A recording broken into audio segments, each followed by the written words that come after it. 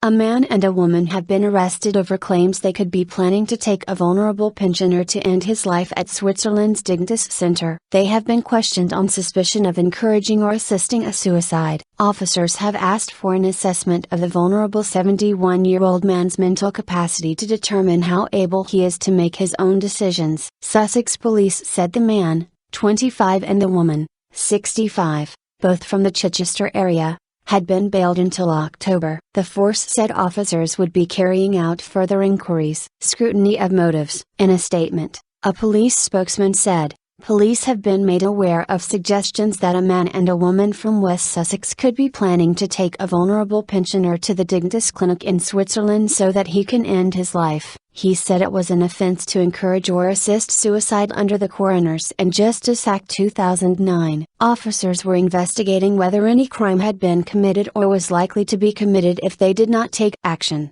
he added. In 2010, Director of Public Prosecutions Keir Starmer QC clarified the legal position on assisted suicide. Fresh guidelines placed closer scrutiny on suspects' motives, and whether they had acted wholly compassionately and not for financial reasons. However, Mr. Starmer made it clear the advice did not represent a change in the law and did not cover so-called mercy killings. The 2010 guidelines were the result of a case brought by Debbie Purdy, a terminally ill woman, who in 2009 won a ruling from the law lords requiring the Director of Public Prosecutions to set out whether her husband would be committing an offence if he accompanied her to Dignitas to end her life. In 2012, MPs backed the guidelines. Suicide tourism. Assisting suicide remains a criminal offence in England and Wales, punishable by up to 14 years in prison, but individual circumstances in each case are now more likely to be taken into account. Over the past 14 years,